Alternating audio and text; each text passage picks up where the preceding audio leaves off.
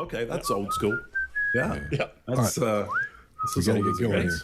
Let's do it. Redcoats. Here we go. I'm Scott Rouse. I'm a body language expert and analyst, and I train law enforcement in the military in interrogation and body language. I created the #1 online body language course, bodylanguagetactics.com, with Greg Hartley. Mark? I'm Mark Bowden. I'm an expert in human behavior and body language, help people all over the world to stand out, win trust, gain credibility every time they communicate, including some of the leaders of the G7. Chase. Hey, I'm Chase Hughes. I did 20 years in the U.S. military, wrote the #1 best-selling book on behavior profiling, persuasion, and influence, and teach those things to the general public every day. Greg? Greg Hartley. I'm a former Army interrogator, interrogation instructor, resistance to interrogation instructor. I've written 10 books on body language and behavior, put together the #1 bodylanguagetactics.com course with Scott, and I spend most of my time on Wall Street or corporate America. Today is part 2 of the Gabby Petito series we're doing. We're going to talk about the traffic stop and the body language we saw on Gabby, as well as Brian Laundrie. Greg? Yeah, guys, this is a bad time. She's been found dead. The cause of death is homicide, and Brian Laundrie is still nowhere to be found. We're going to tell you what we saw. We're not going to conjecture. We're not going to try to tell you what happened. We don't know. We're going to tell you what we see in the body language on the traffic stop. That's it. All right. You ready? Yeah. Here we go.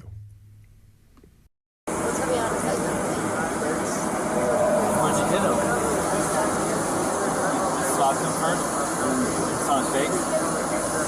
How many times did you stop? Bravo, Romeo, India, Alpha, November. And then what? And then his reaction was to do what?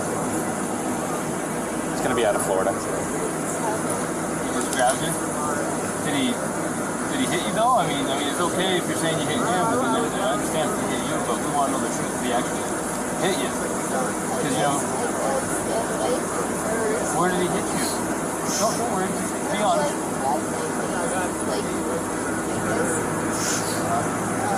Did he slap your face or what?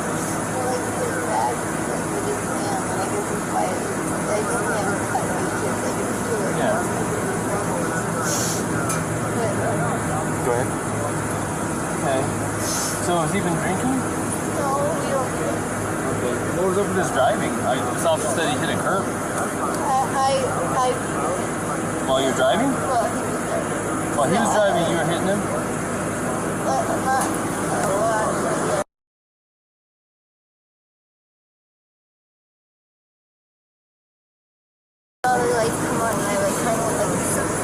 Did you already tell him all this? I didn't get that far into it. She was hyperventilating a She's little saying bit. that they don't drink, but at the point when you lit them up. You don't drink or anything. She started hitting him. I was yelling at him, and then when you turned your lights on, I kind of punched his arm like there's an idiot. She's saying it was like he hit the curb. You said it was Gabby? Yeah. I'm sorry, I'm really bad. It was Gabby? Yeah.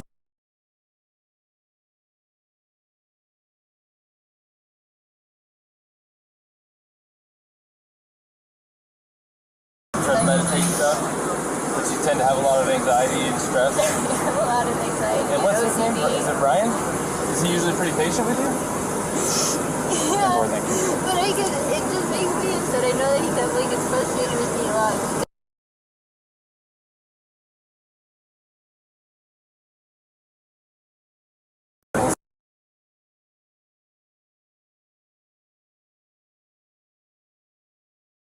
Way of taking my anxiety and bringing it down, but my ex-wife, I'm just sharing it, I know it's a little personal, but to help you understand, we would feed off each other's anxiety and it would spiral, you know what I mean? And it doesn't matter how much I loved her. It may be bad for your soul, just saying. And I'm not telling you what to do with your life, but if you know you have anxiety, look at the situations you can get in, you know what I mean? And we're not here to be mean to you or anything. Well, you know, there's a first time and then it usually... We'll go see what Brian's saying, but I think you've heard everything now from... Quick question. You said you were hitting him in the arm. Did you grab the steering wheel? No, I didn't. You did not touch the steering wheel? I didn't touch the steering wheel, but only for like a second, because I just saw the lights come on, and it was more just like, you're an idiot. Like, you know. But did you grab the steering wheel and swerve or anything like that? No. I didn't touch the steering wheel at all. Okay. I'm going to go ahead and close this door again. Do you have enough air back here, or do you want me to kick it up some more? Do you have any water? I will see if I can find some. Okay, no worries. Thank you. All right, as we go through this, keep in mind you can just hear the sound go out because there's some things the officers are talking about that they can't make public. So, Greg, you want to go first? Sure. Guys, nothing is good about watching this because we know the terminal end and what happened to this point. And so none of this is good. We're not trying to beat up this young lady, or we're not conjecturing what actually happened. What I'm going to tell you to pay attention to is language around behaviors. We're looking for body language and behavior as a person goes through it. Yes, she is emotional, and yes, she is guarded. And we've heard from many, many people that that's an indicator that someone is being abused. But I'm going to also tell you that when you pull over someone and they're being questioned by the police, they're going to be guarded as well. It's the nature of human beings. We'll see it in her and we'll see it in him. If she is guarding and that is a symptom, then everybody could be in that same situation. When she talks and she says, he grabbed my face, look at her body languages. She's doing exactly what she says. She's moving her hands, she's illustrating, she's gesturing, she's illustrating exactly what she's saying he did. And he scratched me with his nails. She never mentioned slapping. We know there's 911 calls that talk about slapping. The thing I want you to be cautious of when we're looking at this is we're looking at behavior and body language to see what we believe. Now, we know that people hedge and protect people that are abusing them, but that doesn't make them better liars. And if it does, it takes time. So people will bleed the same body language we're always looking for if they're lying. She doesn't appear to be lying when she says he used his hand and his nails hit her. At about 3:05, we're close to the end, when he's asking her, when the police officer is asking Gabby about whether she hit him or not, and she's saying, or whether she grabbed the wheel or not, and she's saying, no, I hit him. Then you see kind of her open body language. She's illustrating and gesturing. She's carrying out the conversation. You see that throughout here. When she says, no, he didn't slap me, he didn't hit me, she shakes her head no. All of her body language is congruent. Any police officer pulling her over and asking those questions is going to believe that based on the body language we're seeing here. There's also a little bit of emotional eye accessing as she looks down into her right as she's talking about this. I don't see fixation on the vehicle ahead of her, which we did see in the beginning. Now, what that means is tough to say because she's also been on the phone talking to someone and there's a lot of emotion associated with that. She says, I know he gets frustrated. She does some downright eye accessing. And then she says it was the first time, and her body language is open. She looks genuine when she says that. And that officer says there's always a first time. He's trying to tell her, look, you're getting yourself into a bind. I'll leave you with this. She's emotional around non-emotional things, and she's not emotional around emotional goings on in the relationship. I said that in the first one, and I want to point out that that's an indicator that this emotional kind of behavior that we're seeing is probably part of their relationship, which means there's volatility associated. And the last point in this entire thing is words are levers to action. No excusing any person who hits another person, whether it's male or female, in the relationship. And if you're in one of those, you need to get yourself to safety somehow. But words are levers to action. Everything I do as an interrogator is simply a word. People drive each other to places with words. She calls him an idiot. Later, we'll hear him call her crazy. If I call my wife idiot, crazy, those kinds of things, it would not end well. It would not go well. But there is no excuse for violence, for physical violence in this case. Chase, what do you got? Yeah, we see a lot of palm exposure here, this kind of flipping up of the palms. And we're following that. She's pulling her hair to the side away from the officer who's talking to her, which is exposing her neck. And we tend to do that to people that we trust or people that we want to connect with. And the way she's illustrating how he grabbed her face, I think is interesting. It's this guy, Brian, is physically communicative. He demonstrates everything that he's talking about when he's talking about his stories. So he is a pretty physical person. And for her not to be emotional and this not to be that big of a deal, so for her to react more emotionally, I think this physical thing was probably more common than not in this relationship. And this is that while she's demonstrating this movement up to her face, this is the one time her left hand is kind of protecting her midsection, which we're more likely to see women do that than men during times of feeling vulnerable or insecure or maybe even threatened. And I think it's possible that his testimony, Brian's testimony about her grabbing the wheel and her saying that she didn't grab the wheel, but she hit him, I think this kind of reveals a good part of how he sees this relationship. If she caused his arm to move, then she controlled the vehicle in his mind. There's a complete transfer of responsibility. So view this from a behavioral perspective. His view of the world is largely with this external locus of control. So other people can assume full responsibility for my actions, which would also speak to his testimony, being unable to control Gabby's mood, which is also his testimony, which is an external locus. But his own, and he's kind of communicating there's a history of several failed attempts, which kind of speaks to this external locus. And at the end of the video, this lip retraction that we're seeing here with Gabby is an important thing to notice, no matter what profession you're in, sales, parenting, law enforcement. When this is exactly when you're seeing a need for reassurance. If the lip goes back into the mouth or an object goes into the mouth, it suggests that there's a need for reassurance there. And noticing when lip retraction or something goes into the mouth, when that happens is more important than just understanding the body language. When am I seeing these behaviors? And when do they become more open or closed? So if you're ever profiling anyone outside of a law enforcement thing, we're looking for changes in behavior more than we're just looking at behavior. So all four of us, we're looking for changes in behavior. That's what we're really looking about. And I think she's honest about him normally being pretty patient with her. But I think she's honest because they have devolved into a place where some things are normal that probably should not be normal at all. Scott? All right. I was going to go over the big stuff and the tight stuff. I'm not going to get all the things you guys have already covered.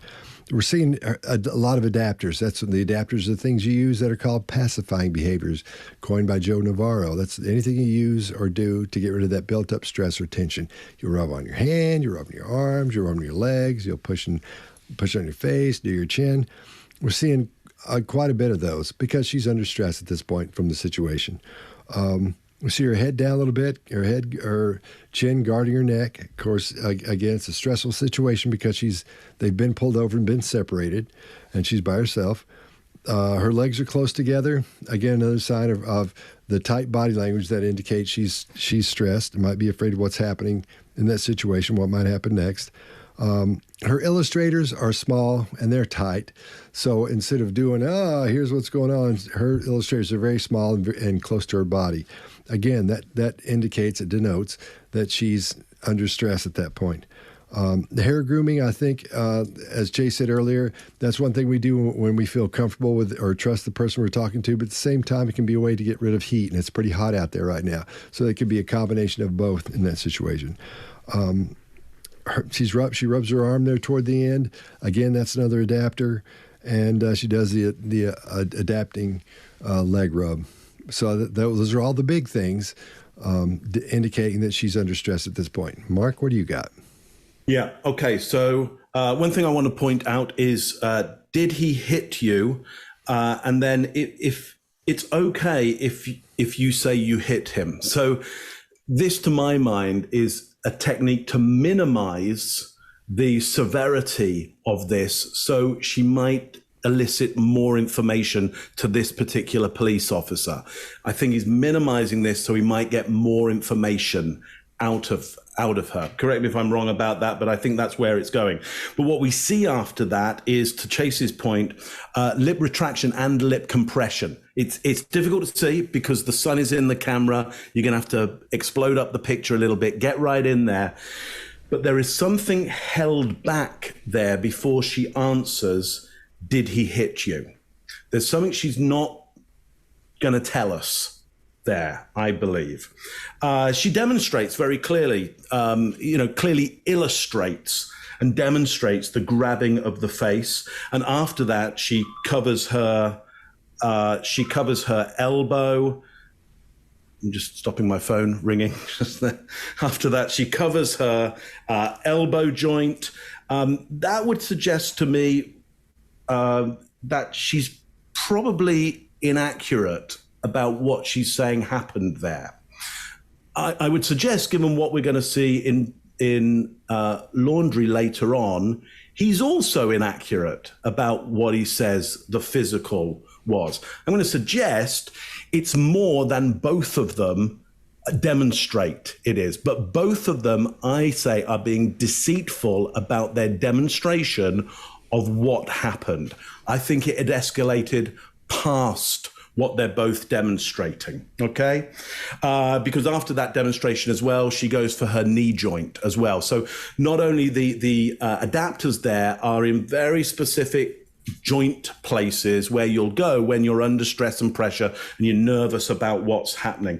The cop, one of the cops there, confirms hyperventilation, which I was talking about in the first video.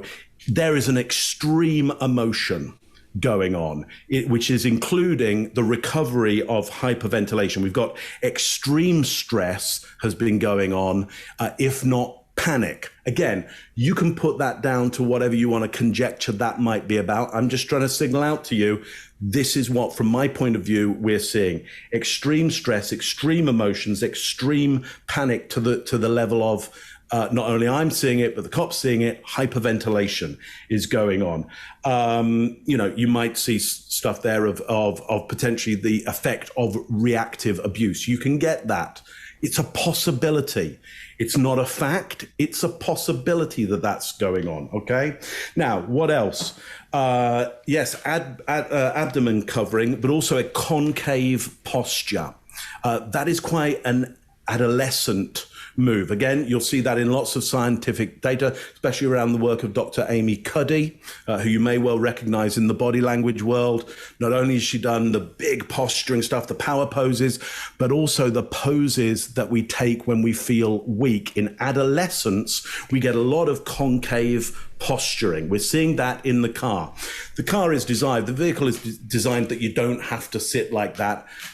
She unconsciously is sitting in that concave posture there. As I said before, it's quite prevalent in adolescence. I think we're seeing regression here as well. We hear it in the voice. It's the same voice that we hear in her blog videos when there's a big rainstorm, thunderstorm happening, that same tonality. And also there's a primal cadence at the end. So what I mean by primal cadence is the intervals between the tones of her voice when she says water are the same intervals that you see that you hear in a child's voice when they're asking a mother or a father or some primary caregiver for a resource. They're asking for that attention. I'd say she's regressing back there. Now, all of this to point to what we're seeing around her at the moment, which is emotional empathy. You may well have been feeling this around this whole case, an idea of emotional empathy, that you relate to her, you sympathize with her, you feel what she feels. She kind of has something of what you believe is your story. She's telling your story. That happens when we see big emotions, because understand, why do we have big emotions? So people around us will do something fast for us. They're designed to fix the situation really fast. So what do we get from this officer? The officer has very quick emotional empathy, and he starts telling his story. He starts going, well, here's how it's like my situation. That's a classic example of emotional empathy. We're going to see it with Laundrie as well. He triggers emotional empathy in the people around him, so they start telling their story. It's not a great thing to do if you want to help people, by the way, is start saying, hey, well, here's how it was for me. What you need is cognitive empathy. That is, there are many scientific papers that say if you're a therapist, if you really want to help people, you want to hit cognitive empathy, not emotional empathy. Because if you're emotionally empathetic, you don't have the capacity to see the whole story and understand how you could best help. In this situation, I believe that both she and Laundrie are going to be triggering emotional empathy, whether they know it a lot or not, in the people around them. And that's not helping her situation right now. Nothing to do with her, not her fault. That's what big emotions are designed to do. Get people active really, really quickly. Some people will get so active, they'll shut you down when you have a big emotion. Some people will get so active, they will feel for you and join in your story, and they'll outrank you on their story. They'll have had a bigger situation like that than you've ever had, and then you don't get helped. And sometimes it fits just right, and you'll get the exact help you need right there and then, you know, if they can work out what that help is, if you're able to ask for it, which you may be not, or they're able to understand what might it be. Anyway, that's what I got for you on that. So, Greg, let me throw in something, Mark, because you said if they're able to ask. Anybody is going to immediately jump to if there's domestic violence. And guys, I'm not the domestic violence expert. I'm the shock of capture and that kind of guy expert. If there is, why wouldn't she raise her hand and go help? Well, what we know is long-term captivity and a lot of bad abusive relationships or captivity reduces your ability to act because it takes away all of your inputs. I said this in the last video. When they're in this space, the only input they're getting is from each other. And if I'm being told my blog doesn't matter, or I'm being told I'm stupid, all that stuff starts to impact how people behave, and it brings down their normal personality. Whoever is doing it, if she's doing it to him, he's doing it to her. In this case, we know that he was saying your little blog, and he was saying she can't do it, and she was losing confidence. Then you lose confidence to act, you lose confidence in decision ability. We know that the shock of capture will take people to a point they won't try to escape anymore, that kind of thing. So what I want you to do is, I'm not going to beat you to death with that. There's a whole lot of details in that. I wrote a part in a book called Are You in Love or Captivity? I can post that somewhere. It is about what happens to your brain as you go further and further into that kind of relationship. Now, if we believe her that this is the first time it happened, it might be the beginning of this horrible thing, or it might be later. That's all I got. Well, to be honest, I don't think. Where'd you hit him? You slapped him first? It's on his face? How many times did you slap? Bravo, Romeo, India, Alpha, November. And then what? And then his reaction was to do what? It's going to be out of Florida. Grabbed you? Did he hit you though? I mean, it's okay if you're saying you hit him, but then I understand if he hit you, but we want to know the truth. If he actually hit you, because where did he hit you? Don't worry. Be honest.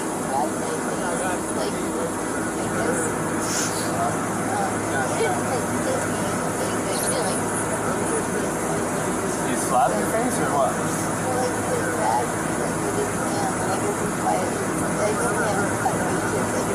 Yeah. Go ahead. Okay. So has he been drinking? No, we don't do it. Okay. What was up with his driving? This officer said he hit a curb.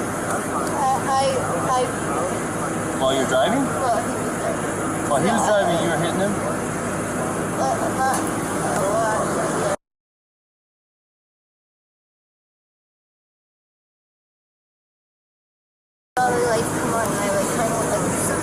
Did Jordy tell him all this? I didn't get that far into Okay, it. She was hyperventilating She's a little saying bit. that they don't drink, but at the point when you lit them up. You don't drink or anything. She started hitting him. I was yelling at him, and then when you turned your lights on, I kind of punched her arm like there's a She's saying it was like he hit the curb. You said it was Gabby? Yeah. I'm sorry, I'm really bad. It was Gabby? Yeah.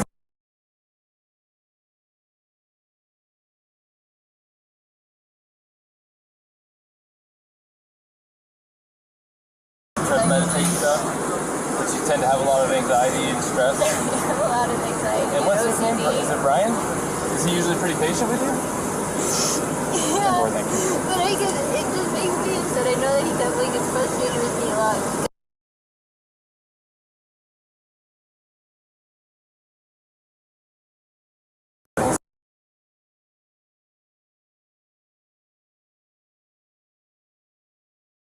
Way of taking my anxiety and bringing it down, but my ex-wife, that's why she's my ex-wife. I'm just sharing it. I know it's a little personal, but to help you understand, we would feed off each other's anxiety and spiral. You know what I mean? And it doesn't matter how much I loved her. It may be bad for your soul. Just saying. I'm not telling you what to do with your life, but if you know you have anxiety, look at the situations you can get in. You know what I mean? And we're not here to be mean to you or anything. Well, you know, there's a first time, and then it usually We'll go see what Brian's saying, but I think you've heard everything now from. Quick question. You said you were hitting him in the arm. Did you grab the steering wheel? No, I didn't. You did not touch the steering wheel? I didn't touch the steering wheel, but only for like a second, because I just saw the lights come on, and it was more just like, you're an idiot. Like, you know. But did you grab the steering wheel and like swerve or anything like that? No. I didn't touch the steering wheel at all. Okay. I'm going to go ahead and close this door again. Do you have enough air back here, or do you want me to kick it up some more? Do you have any water? I will see if I can find something. Okay, no worries. Thank you. All right. Did you already give a statement to this officer? I got this gentleman here. Yeah. This gentleman noticed that you had some marks on your neck. Yeah. And she's got some marks on her too. We're just trying to figure out what all happened. And I know you probably already told your story. This officer is probably going to be the one handling the whole case. You want to listen to what he has to say, and then you tell him what happened. If you don't mind. Start at the beginning for me.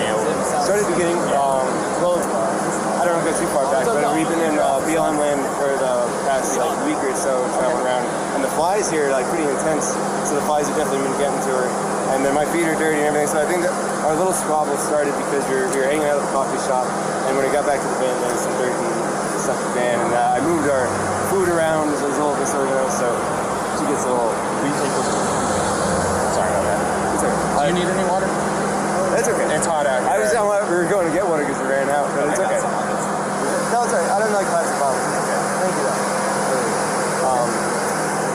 But we just had a little disagreement there. And the disagreement was just that she was getting a little worked up, and I was saying, no, it's okay. Thank you so much. As long as it's cool, that's good. So it was just more of a disagreement, and I just wanted to say... What was the disagreement about? It was, I wouldn't even call it disagreement. It was just that I'm dirty and I can't change being dirty. Like, I got dirty feet, I got sand on my flip-flops and stuff like that. It was that we were at the coffee shop for so long because we were there from 9 to 3.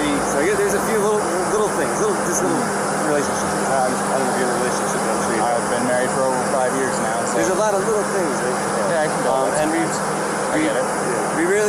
We weren't physical before the point where I said, all right, let's just take a breather and like walk away for a minute. I'll lock the van up and I'll go for a walk this way, and you can go walk that way in the block. You know, there's that what is it called, Moonflower? Right. Yeah. You know, nice areas. You can go either way. It's all shaded. So let's go for a little walk and breathe and come back. Because we're happy with it. But she's, I'm not upset with her. She got worked up and she had a phone in her hand and her keys and everything. And she wanted, not her keys, her rings. She had her rings, her phone. And I was holding on to the keys because I didn't want to go anywhere. And my big fear is, I don't have my phone. I don't have my phone. So she goes off without me. But I'm on my own. So I was saying, let's just go for a walk. And she was trying to get the keys for me. So I was just going, just wait back up. And that's when she hit me. And I didn't get, I don't want to push you, but I didn't get overtly physical. I was just trying to keep her away and not get hit. And then I got really loud, and that's probably drew everyone's attention where I was going, back up, get away, just give me a... Okay, so you said you pushed her to create some distance, obviously, right? What happened after that? What got the scratches on your eye? The phone. The phone? So you pushed her and she hit you? It wasn't like a push and she jumped on me. She was already, I don't want to, she was already swinging, and I was just, a lot of angles, a lot of nails, a lot of rings. Yeah, you got 3 scratches in your neck. You got 1 on your left side of your nose. You got 1 in your face here, and you got 4 bleeding over there. So it looks like 2 nails coming in. Do you mind lifting up your right sleeve for me? I'm curious about something. What's that from? I suppose fingernails, but I'm not complaining. I'm not complaining about fingernails. Is it bruised or tender or anything like that? No. Okay. I'm fine, and I love Gabby. I hope she doesn't have too many complaints about me. I'm just, I feel bad I had to get so public. I was just trying to be loud. So this is, try to make her calm down and be like, look, everyone's watching. And like, stop this. Just hang tight for me. All right, Chase, what do you got? I think it's interesting that he's using the words like little squabble, this little disagreement to describe things that are insignificant. And he's also used the exact same word to describe her blog and her website before. And he's even making this little hand gesture to describe how small the interaction was and how meaningless it was. He's staying in this fig leaf groin protection, which is the male equivalent of what women will do when they cover their lower abdomen. And I think this is pretty indicative of some fear going on here. I'll let you guys unpack that. But I want to talk about his story. I hope she doesn't have too many complaints about me. This comes out and he does a confirmation glance between both of the police officers. So his concern is about the social judgment that he's receiving right now, or that he could potentially receive. And the second part of this is he's saying, I'm dirty and I can't change being dirty. So her desire for him to be different is what he sees as the cause of the disagreement. So his entire problem was not that they were communicating ineffectively or toxically. I think that's a word. It was all about the desire to calm down was because people were seeing them. People were watching them. And this is his statement. And I think this reflects his social concern and the attention being on him. We will typically use our own worries to keep someone else from doing something.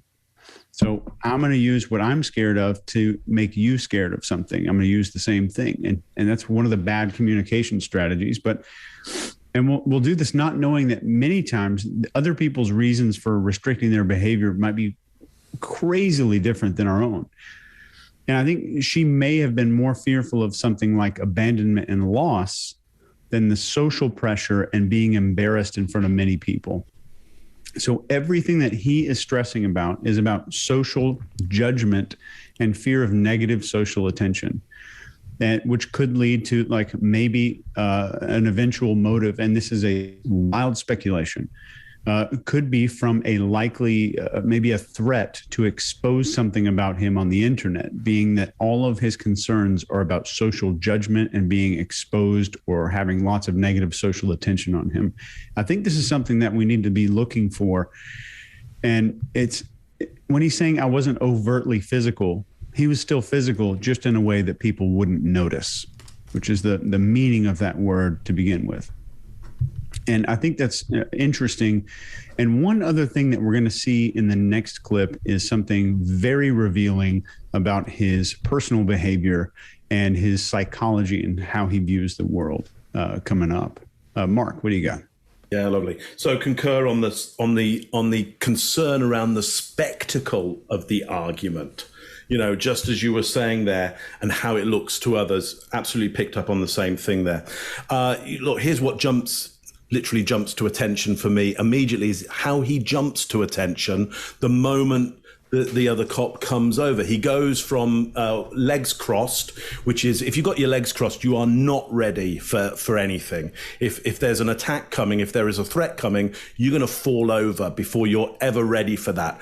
And that speaks to just how calm he feels he can be, or how calm he wishes to project himself at that moment. But it doesn't last long, because once he's got a cop on both, so, well, I guess at that point, 3 cops now, he jumps to attention, and that, you know, and especially when we hear about the masks, the marks on the neck as well. Bolt upright, single shrug on that, fig leaf, doesn't know where to look, and starts adapting on his pocket zipper as well. So I think what he's doing is using the zipper to cause his stress and pressure in the delicate area of the thumb there. So he's in control of some kind of stimulus. The stimulus that's now coming at him, especially around the ideas of marks on the neck, has triggered him into a real threat state there. He's gone from the projection of calm, or maybe even somewhat calm. And remember, you know, in video 1, talked about him being calm at the wheel and overly familiar with the cop there, calls him buddy immediately. So whether he's calm or not, there's a sense of, I want you to see that I'm really calm around this. We start to see him after he said, well, I don't want to go too far back. Well, you know, that would be the point where I might go, no, go on. Go as far back as you like. I've got time. We can hear about this. So I would like to know, how far back would you go that it would put you under even more stress to start talking about this? How far back do we need to go to really get where the start of this whole incident really is? We see covering of knuckles, covering of joints. So again, there's a real threat for him around here. Now, what's interesting here, to my point earlier about emotional empathy, is he starts getting information from the cop. The cop actually says, well, I've been married five years. Why is the cop confiding in him? Well, because he's able, again, with the state that he's in, to start getting another human being to confide and get them to join in on the story and see their own story in him. Okay, to get emotional empathy with him. We even get the other cop later on starting to join in a pantomime of like, here's what I think happened. He's literally adopted a character in the story and he's playing out that character. Now, that cop has no idea what was happening, but that you can perform a story at the emotional level that means other human beings will join in order to try and save you, essentially, save you from the pain of the emotions in that story, or save themselves having to watch that story by jumping in with their own. Remember, one of the reasons we'll join in with emotional empathy is we're not used to the other person's pain, but we're used to ours. And we'd rather take over with our own story and see ourselves in there than actually really experience what their individual true pain is. I think we get two cops who want to join in on this. It's all too emotional, all too painful, to the extent that we're going to start to see his language break up. So we get things like a lot of anger on her nails, on her rings. That's not a real sentence. He's now just talking in images. In the next video, we'll see what the cop starts to make out of that his language has started to split up. And that maybe speaks, Chase, to something of what you're talking about as to what his emotional state is there. I think. Oh, and last thing around this. We went physical before. We weren't physical before that point. Okay, so you were physical. Okay, so you're telling us you were physical, and he models the push away, which again is different from what Gabby modeled. There's a discrepancy in what he shows happened and she shows happen. And we now know that both of those examples, one of them is somewhat different from what both of them modeled. So he is really downplaying any potential, the idea of physical. She downplays it somewhat, okay? She does get, a witness did say her face was grabbed. Another witness says there was a slap. Neither of them model that. So both of them, and you'll be able to work out what you feel the reasons are around that. Both of them are trying to minimize and get people to join in with the story around this, and they're being successful around that. I think that's all I have for you on that. Scott, what do you got? We see something here we haven't seen up to this point. In the very first videos when they pull him out of the car, we do see his hands together a little bit, not much. But as we go along, those go away, and almost completely. And here we see it almost the whole time. His hands begin right down in front of him. But that starts when he starts talking about the problem she has with him. And when they don't get along, something's happening. I'm dirty, I have this happening, I have that happening. He talks about those things. And that's when his body language starts shutting down. His arms get close. His brain's trying to protect his body. He doesn't feel good about what he's saying because he knows he's riding that edge of getting in trouble or not getting in trouble, and he really doesn't know where he's sitting with all this yet. So everything's really tight, and he's smiling a lot because, of course, he's trying to get along with these guys and make it look like he's the best guy in the world. We know differently now. But one of the great things I thought about these police officers was, the officer says, hey, I know have you told him your story yet? Because he's got to tell the story 4 or 5 times because they know, and you're trained to do this. You ask them to tell the story to 3 or 4 different people and see if anything changes in there. Because if it does, and they're getting a baseline on his story. Here's the beginning. Here's the first story he told. What is he adding to it? What is he leaving out by the third, fourth time he tells the story? It's very important. So that's why they're all paying attention. That's why he says, did you tell him that story? You're probably going to have to. Because when he tells them it, they're all going to be listening. They won't say, this is, you left this out. What happened there? Not at all. They'll get over here and talk about it and see what's different and then start poking around on what was left out or what was added at that point. All right. Greg, what do you got? Yeah, so I'm going to tell you some of what you've all talked about together. Number one, Mark leaning back with his legs crossed, his hands are disengaged. That's because he's gotten comfortable with the police officers he's talking to.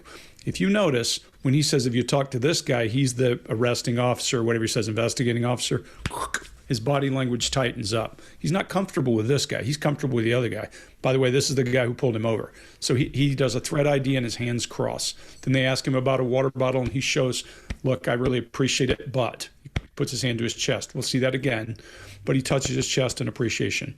Watch him as he starts to tell his story, and he goes to internal conversation. He drops down to his left about what should I say, how should I say it, because all of us are going to do that when we're in front of the police officer. And it's going to be more pronounced the more complex and the more dangerous what I have to say is. So pay attention to that. That's what should I say. Chase, the only reason I would say little may not mean anything in this case is because he says little matter, little disorganized, little thing. I think if you were to find his father or whoever he's closest to and they talk all the time, little is part of their conversation because he uses it so many ways. In the beginning, you look at it and think, okay, I agree. It's belittling when you say her little blog, but I think he just uses this word, not standing up for him in the way he treated her with that. Then we get to, he says it went physical. Look, guys, I can speak for myself. Those words don't exist in my relationship. Those are guilty words. When you talk about things going physical, I would venture to say the four of us don't have those in our relationships. That means that is a thing that you have to put words to. So that means something is going on in this relationship. I said last time, you can see a lot of things here. You could tell he's controlling when he talked about taking the keys to get in the vehicle, controlling in a person who has a fear of losing control of things or a bad combination. Then he talks about getting worked up, and he said something that's really interesting. Either he said, I didn't have my phone, or I don't have a phone. Not sure which. We know he has a phone, so if he said that, he's lying. Then he says, I didn't get overtly physical. In this case, Mark, I think he just doesn't use the word correctly. I think he's talking about, really aggressive physically. And if that's the case, that really means that this has happened before. Then the cop starts covering what he's told him. He drops his hand to his sides and he starts to adapt as he's retelling the story. And he turns to an oblique to that cop when he starts talking about it not being a big deal. I pushed her off. Mark, I think you're right. I think what's going on is there's more to it than we think, than either one of them is willing to tell us. And then he crosses his torso with a barrier. He does a little chained elephant slightly, and he socializes, I hope she doesn't have too many complaints against me. Guys, all of this is coming together as a relationship where they were comfortable with some level of physical violence, whether she's hitting him, he's hitting her. Don't know where it went, but there's something that is dangerous when you start hitting each other using words like idiot, stupid, crazy, those kinds of things. Those are escalation paths. And that kind of stuff never ends well. It's what I said last time. The reason I knew this doesn't end well, I don't know how it ended. It's not important for me to tell you how it ended. Just know that these are not healthy relationships. And I'll leave it at that. Did you already give a statement for this officer? I got this gentleman here. Yeah. This gentleman noticed that you had some marks on your neck. Yeah. And she's got some marks on her too. We're just trying to figure out what all happened. And I know you probably already told your story. This officer is probably going to be the one handling the whole case. You want to listen to what he has to say, and then you tell him what happened. If you don't mind. Start at the beginning for me. Started at the beginning. Well, I don't want to go too far back, but we've been in BLM land for the past week or so, traveling around, and the flies here are pretty intense.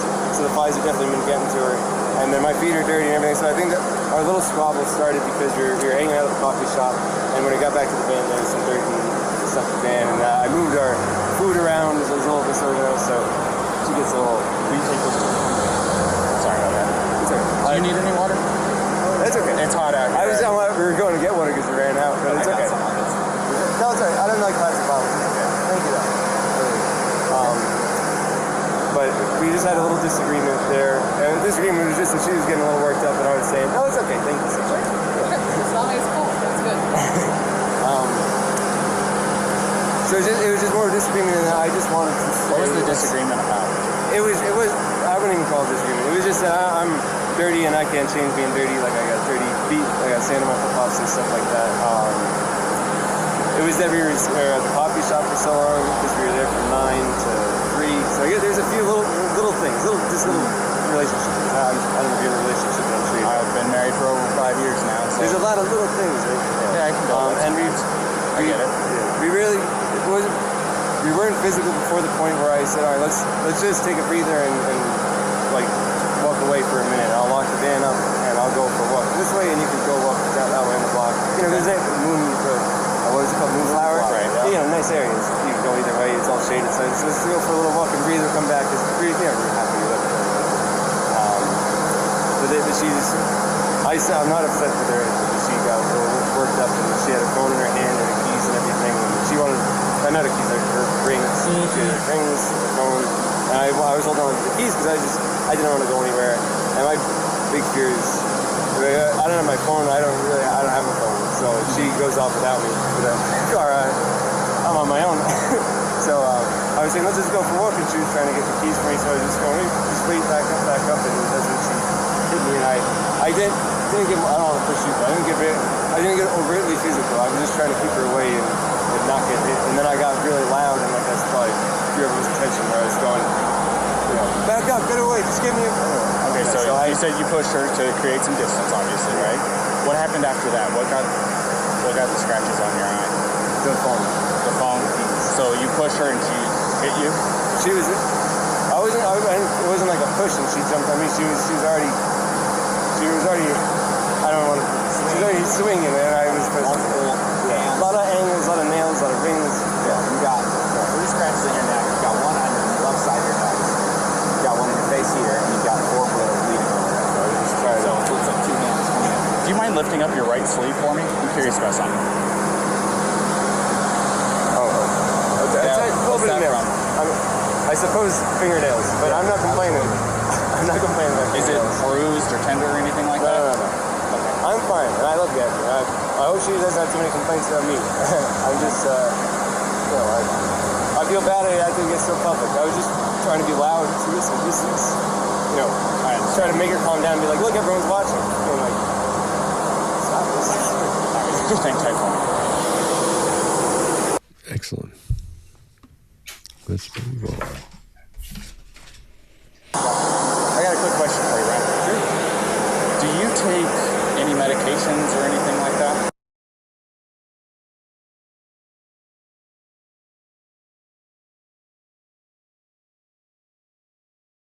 You don't take any medications or anything like that? Are you normally this kind of like hyper? Do I seem that? My heart rate up, whenever the lights flash on, it gets your heart rate up. Do I seem hyper? Trust me, it does me too, and I'm the one that it gets me going a little bit. You probably can say, hey buddy, whenever somebody walks up. So, okay. She takes any? She's crazy. No, I don't think so. No, none that I know of. All right. Mark, what do you got? Yeah, so as the officer approaches, just a question. It's quite Columbo, isn't it? And I think we immediately see the chin rise, bit of a chin jut there, and a sway from side to side. We're now seeing a little bit of aggression build up and having to be kind of controlled, a little bit of bravado now. I think he's now feeling the pressure even more. And one of the strategies going on is unconscious is maybe I front this one up a bit more. Maybe I get a bit angry. Maybe a bit more of the fight rather than the flight starts to kick in now. Remember, the first in fight and flight, as a good general rule, okay, it always starts with flight because it's way more economical. You get yourself out of the situation, you'll always get less damage, okay? Fight is the second chance. After that is the play dead response, essentially. And there's a feint, as the play dead response as the other F there. But chin jut, feeling of bravado under the stress, swing from side to side. That's often an indicator of aggression, or that somebody's feeling like cutting and running. What's interesting for me is the cop here puts a finger on something that I've been feeling throughout, is this choppy language. Yes, one of the things I'd be asking is, you want any kind of medication right now? Because I understand that there's some ideas out there, good ideas around that he may have a social disorder. The one that's specifically being pushed towards is a possibility, along with others, along with many other potential disorders, some of which would be medicated for, and some of which we're seeing those patterns of behavior coming out here. Very dangerous if you've got some of them all together and the person isn't on their medication. We know from other witness statements that there are such things as the possibility of auditory hallucinations going on. Again, that speaks to something quite profound going on that often really needs medicating. Anyway, it's a good question. Are you on medication? We don't get to hear that. That's been taken out. But somebody at his age, on the whole, the answer to that is kind of a yes or a no. Like if you're that young, you're either on medication or you're not on medication. You know, at my age now, there's a whole bunch of medication. Yeah, there's a whole bunch of stuff. The doctors are going to, you should take this. You should have this. Your heart will really enjoy this. Take that as well. So, you know, if you ask me, hey, Mark, you on medication? It's like, oh, okay, well, how long have you got? Okay.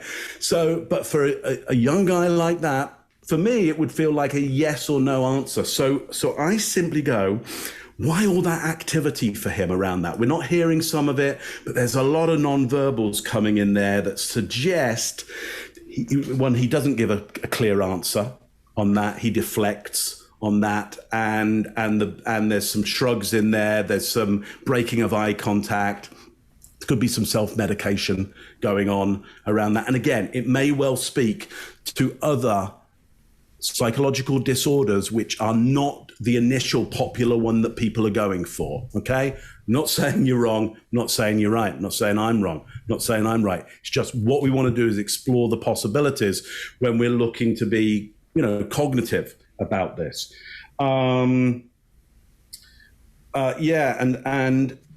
Yes, he says, well, the reason for his anxiety, or why he's hyper, is, you know, it gets your heart rate up when you see those lights flash. Instantly thinks to me, well, how many have you seen that before? How many times have you seen that then? Are you around some of that? Do you see that constantly? Maybe the case. Last little thing on this, he creates doubt at the end.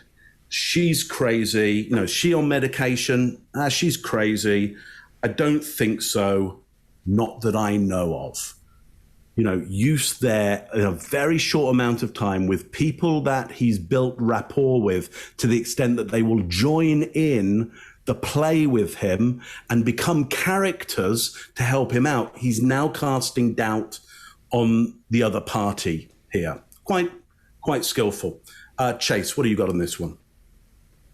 Yeah, brilliant, man. Totally agree.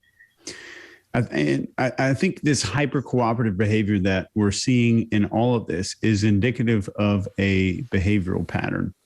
So if we look at behavior on a pendulum, we have collapse on one side, we have composure kind of here in the middle, and way over here we have posturing, someone who's going to over posture and be someone who they're not.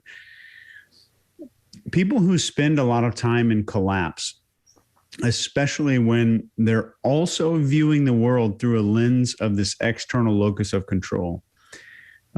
He's even referencing his heart rate and the police lights using the word you instead of himself, to where it doesn't even belong to him. He's not even in control of anything.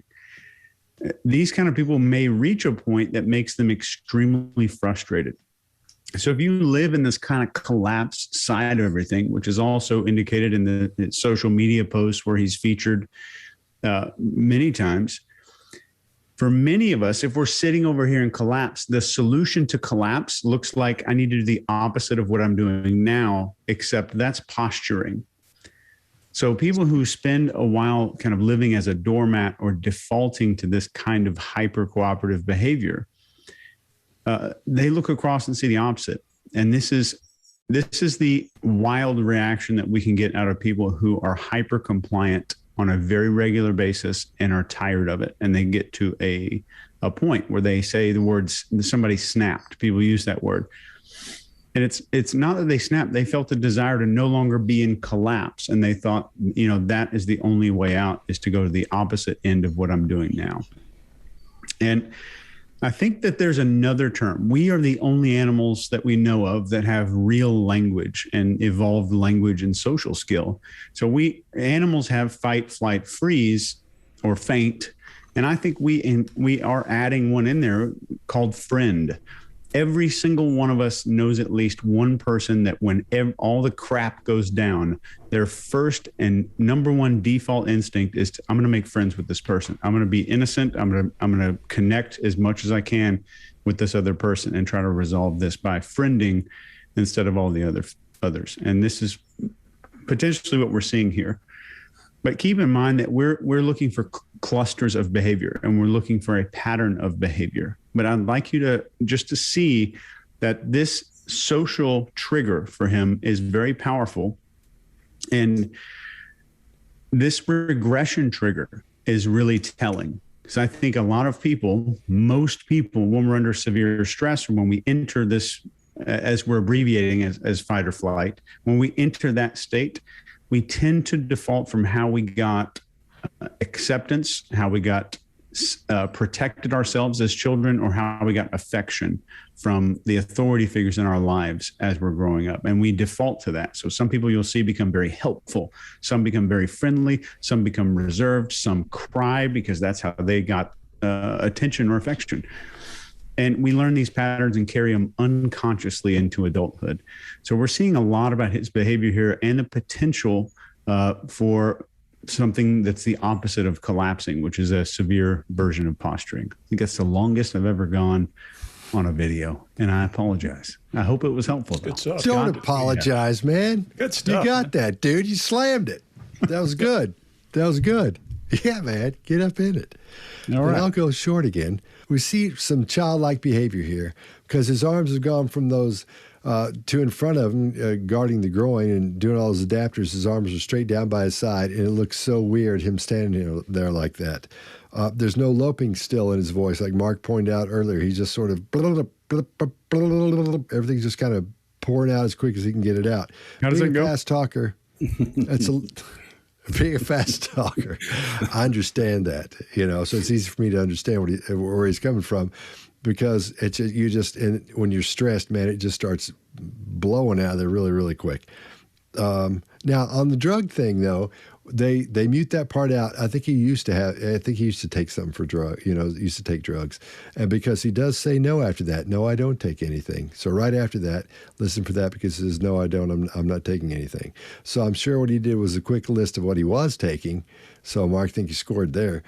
And so they had to beat that out. If I had to guess anything at all, I would say it was something like Adderall or something for some personality, maybe anti-anxiety medication, something like that. Because I looked and watched a couple of times. It looks like he says anxiety one time. So that's what I've got there. And I think he feels the threat is lower at this point. That's why his hands are at his sides. He's trying to be friends with these guys, is going through all his extra F there, and he's trying to connect with them, and so he can get along with them and have common ground with them.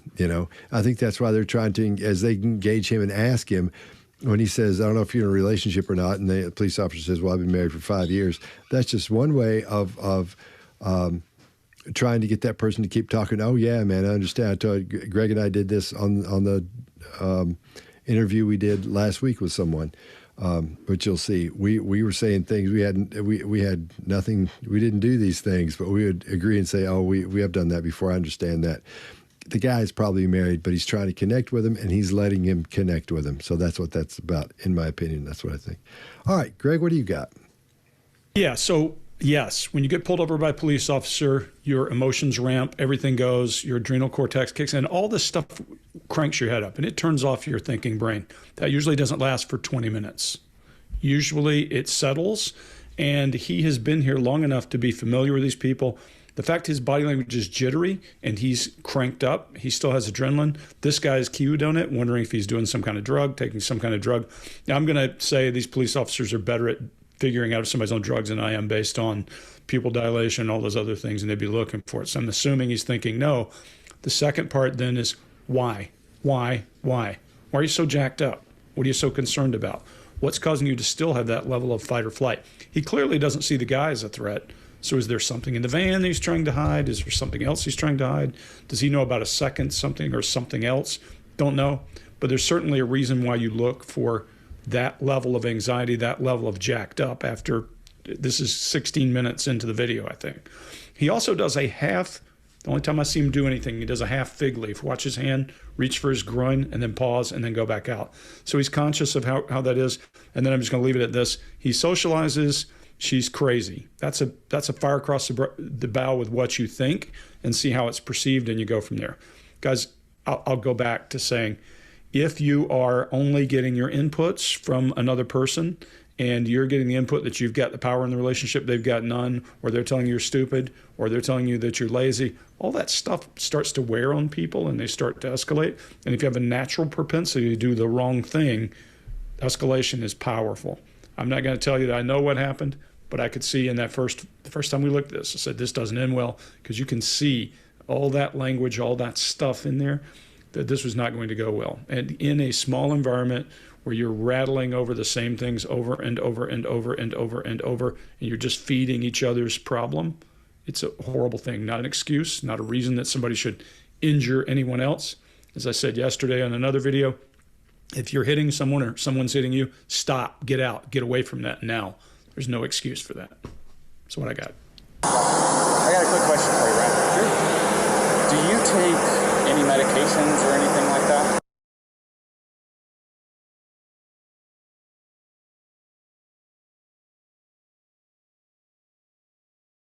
You don't take any medications or anything like that? Are you normally this kind of like hyper? Do I seem that? My heart rate doesn't, whenever the lights flash on, it gets your heart rate up. If I see my... Trust me, it does me too, and I'm the one that it gets me going a little bit. You probably too, can say, hey buddy, whenever somebody walks up. So, okay. Yeah, do you know if she takes any? She's crazy. No, I don't think so. No, none that I know of. All right. Brilliant. All right. Well, if you like what we're doing, please subscribe. Just hit that little red thing down there that says subscribe, and you'll be a member. You'll be a panelist, just like us. Just hit that little bell, and it'll let you know when we have something new come out. We good? You know, I'm just going to say one thing, which is if you've seen anything here that feels a bit familiar to you and you recognize for yourself or others, I'm going to stick a number down below that you can call and somebody will talk to you about that. So if you see anything familiar in your life or somebody else's, call the number, have a chat. Excellent. All right. Yeah, be sure you do that. Okay, we good? Good. See you next time. All right. See you next time.